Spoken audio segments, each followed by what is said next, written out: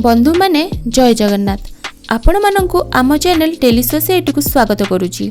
आज मु आपण मानंकु गोटी एमिति प्रेम कहानी विषय कहबी जोटा कि एक सत्य घटना हेले एही प्रेम कहानी रे जणे मनीष आउ जणे गोटी अशरीरी माने तो आपण माने निश्चय बुझी पारुथिबे से हेला गोटी प्रेतात्मा। एही घटनाटी हेला केन्द्रापड़ार आज को प्राय 15 वर्ष तलर घटना। 4 जण पुओ पिला जेतेबेले तांको 10th बोर्ड एग्जाम रे पास कले से माने नेक्स्ट कॉलेज कैरियर मिसिकी आरंभ करिवे बोली डिसाइड कले। सेथिपाई से माने गोटी कॉलेज रे एडमिशन मध्य कले हेले तांको घर ठारू कॉलेज बहुत दूर होई जाउथला। सेथिपाई से 4 जण सांग मध्यरु जणे गोटी भलो प्लान देला।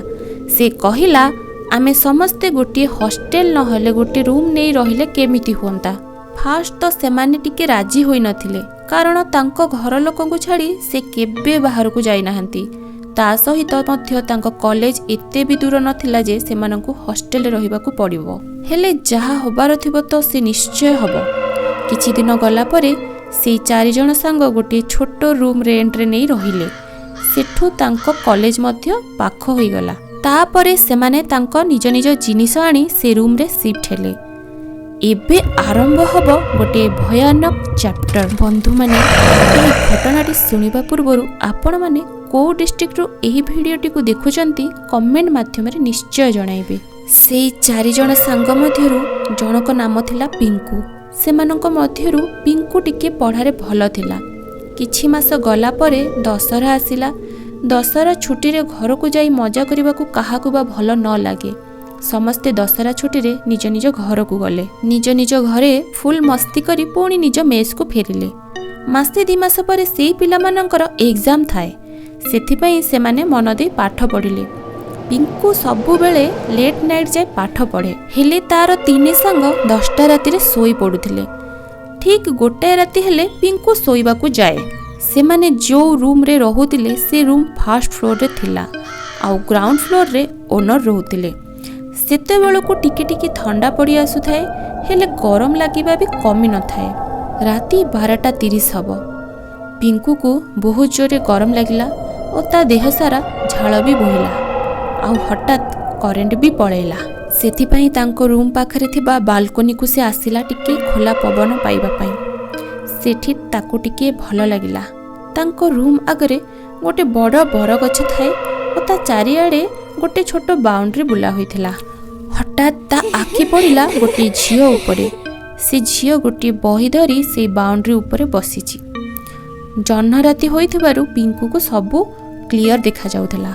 से एते भोला थिला जे ताकु लागिला किए जणे झियो तारी भली पाठ पढ़िबा पई बाहर को आसीची टिके खोला पवन खाइबा पई। ठीक सेतिकी बेले पिंकू आउ से झियोर आखि मिसिला और दुहे देखा देखी होई हसिले। तापरे हठात करेंट आसिला। पिंकू को तार जणे सांग रूम भितरु डाकिला। से रूम आड़ को मुह करी ता सांग को कहिला रह मु जाउची। एहा कही हठात से गछ आड़ को पिंकू देखे तो से झियो आउ सेठी नाही। तापरे से ता रूम को जाई सोइला। हेले कोन पई के जानी पिंकू से झियो को भूली पारु न थाए। ता आखि सतर जेमिति गोटे मोहिनी परी आखि। पिंकू ता आखि रे पूरा बंदी हो जाइथिला। पिंकू पुणी आर दिन राति से झियो को देखिबा पई बालकोनी को आसिला। से झियो पुणी पिंकू को देखा भी देला। मुंडरे गजरा लगाई गोटे धला रंगर सालवार पिंधि से झियो सतरे गोटे अप्सरी परी लागुथिला। पिंकू ता सह कथा हेबाकू चेष्टा करुथिला हेले से झियो कथा न होई पळेला। तापरे एमिति 3-4 दिन हब पिंकूर से झियो सह राति रे देखा होउथिला। से एही घटना विषय रे ता सांग माननकू कहि नथिला। किछि दिन गला परे पिंकू को से झियो गोटे राति रे हठात हाथ ठारी तळकू डाकिला। पिंकूर खुशीर सीमा रहिला नाही। ताको लागिला सत्तरे जेमिति सिए हीरा माणिक पाई जाइछि। से सांगे सांग तळकू ओल्हेई से झियो पाखकू गला। से झियो पिंकू को देखि बहुत जोरे कांदिला। पिंकू यह देखि आश्चर्य होई से झियो को पचारिला कोन हैला कांदुछ कोन पाई मु किछि हैरान करूछि कि आउ तमे सब बेले मते राति रे ही देखा दउछ। दिन रे मु तुमको बहुत खोजे हेले पाए नाही। तमे एते राति रे बाहर को आसीबा पई कोन डरू ना हो। तापरे से झियो उत्तर देला मते डर तो लगुची हेले मो सहित समय बिताया पई कहा पाखे समय ही नाही। पिंकू सांगे सांग उत्तर दे कहला मन दुख कर नाही मु अछि ना। तापरे पिंकू को से झियो कहला तमे सतरे मो सांग हब। पिंकू कहला हाँ निश्चय। से झियो पिंकू को कहला तमे मो पछे पछे आस। पिंकू बंदी हो जाइथिला से झियोर आखिरे। से झियो आगे आगे जाउथाए आउ ता पछे पछे पिंकू। से दिन राति रे हठात पिंकूर जने सांग आउ ता बापा से रास्ता दे आसुथिले। राति गोटाए होइथाए। ता सांग आउ ता बापा गोटे बाहागर को जाइथिबारु विलंब राति रे फेरुथांती। से दुहे देखिले पिंकू हसी हसी रास्ता रे धीरे धीरे चालुची। पिंकूर से सांग जनक पिंकू को डाकुथाए आ कहूथाए अरे एते राति रे कुआडे जाउछु। पिंकूर से सांगर बापा को बड़ आश्चर्य लागिला। से दुहे तांको मोटरसाइकल रखी पिंकू को डाकिले।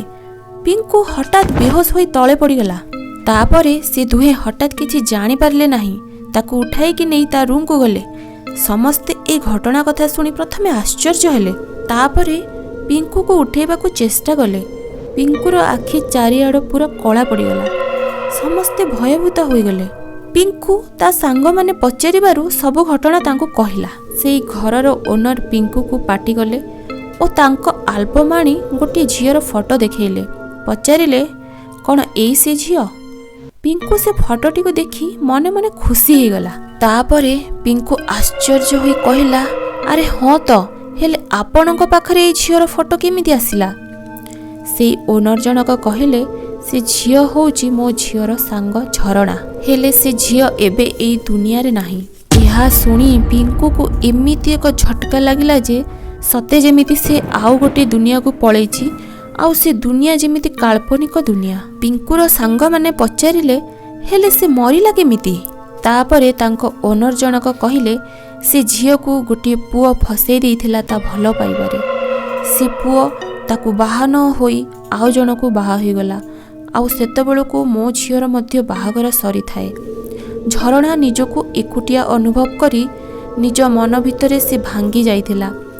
आउ शेषरे विष खाई देइथिला ओ से आर पारी को चली गला। हेले ता आत्मा चारिआडे बुलुची बोली आमे जानी नथिलु। हुए तो झरणा पिंकू को मध्य से आर पारी को नबा आशारे आसीथिला। बंधु माने एही घटनाटी 15 वर्ष तलर हेले भी एक एही भली सत्य घटना अटे जे यह सुनिला मात्रे रोम टांकुरी उठिबो। आपण मानकु एही भिडियोटी जदि भल लागिथिबो ताहेले भिडियोटी को लाइक निश्चय करंतु और हम चैनल को सब्सक्राइब करके ही जानतु। जय जगन्नाथ।